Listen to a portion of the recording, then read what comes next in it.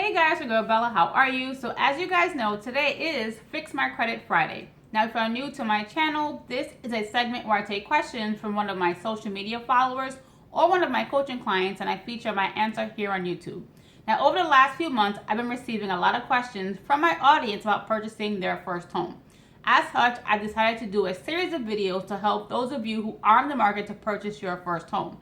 Now if you did miss last week's episode, I'll put a link to that video here and in the description box below.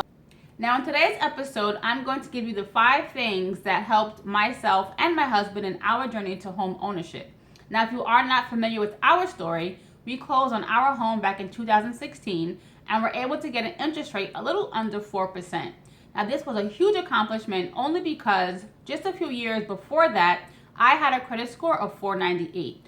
So I spent about 2.5 years working on my credit. So when we walked into the closing table or walked to the closing table, I had a score in the 720s. Now, if you want to hear more about my journey, I'll put a link to that video here and in the description box below. So the first thing that definitely helped us in our journey to home ownership was the fact that we literally became obsessed with our credit. As I mentioned earlier in the video, my scores were quite low, and that was mostly because of some errors that were on my credit reports.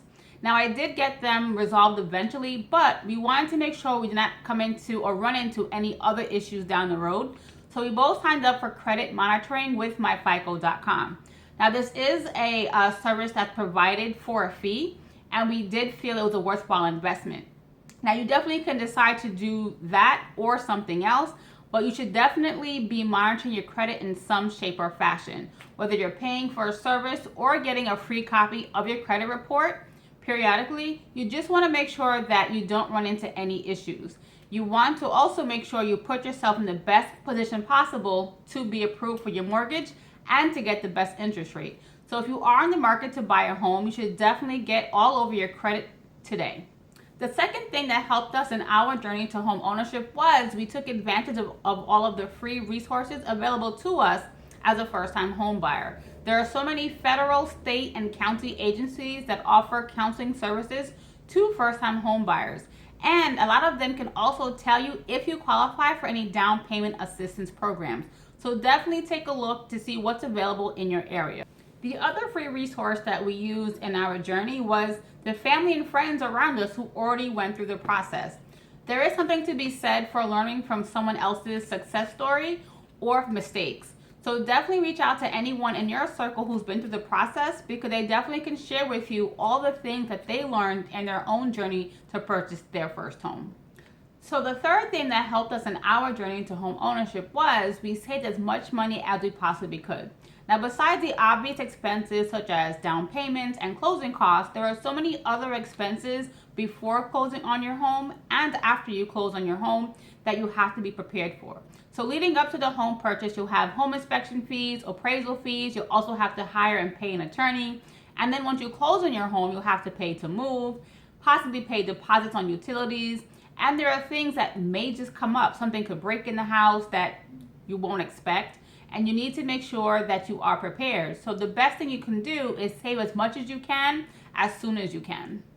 So the fourth thing that helped us in our journey to home ownership was being very realistic with our budget. The mortgage lender is going to tell you how much they're willing to lend you, but that does not mean you need to borrow that much. So for us, for example, we borrowed 30% less than what we were actually approved for. We wanted to make sure that we had a mortgage we could actually afford. So definitely take a look at your budget to make sure you aren't overextending yourself when you're purchasing whatever home you're looking at. You want to make sure you can afford your mortgage and your other monthly bills. So the last thing that helped us in our journey to home ownership was making sure we had our paperwork ready at any given time. The home buying process is so in-depth and detailed, and there's so many people involved in it. Talking about the real estate agent, mortgage broker, underwriter, your attorney, the seller's attorney, and the seller. And you want to make sure that you are not holding up the process in any shape or fashion.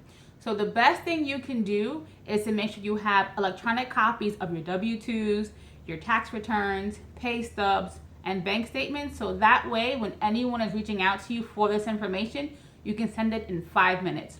Who wants to hear oh, let me go home and I have to go in my filing cabinet and I'll fax it to you tomorrow or I'll bring it to the bank, that's just wasting time.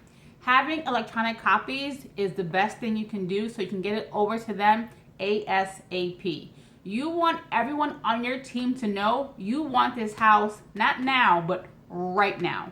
And human nature tends to show people give the energy that they receive. So if your team knows you are all over this process and you want this house since yesterday, they will give that same energy back to you. If you're someone that's kind of slow to get back to them, not returning phone calls, you're getting kind of forgetful, they'll give you that same energy back. And you don't want that. You want this house now. So make sure to have everything ready so you can be very responsive to everyone that's reaching out to you. I would also recommend opening a separate email account so that way you can have anything related to your mortgage or home buying process going to this one email address. I don't know about you guys, but my personal and work email inboxes get bombarded with things every single day. And you would hate to have an important email get lost in the shuffle. So by opening a new email account or email address, you can have one central location that has everything related to your mortgage. And if you have a spouse or partner that's buying the home with you, they can also have access to this email so everyone is on the same page. Everyone knows what information is coming in and what information is going out. So definitely consider doing all these things to keep yourself very organized because you want this process to go as smoothly as possible. Alright guys, so those are the 5 things that helped us in our journey to home ownership. Now if you did like this video, make sure to hit that like button. Now in next week's episode, I will talk about all the loan options you should consider as a first-time home buyer. So make sure to hit that subscribe button and the notification bell so you know my future videos are up on YouTube. Now, guys, as always, thank you so much for watching, and I'll talk to you soon. Bye.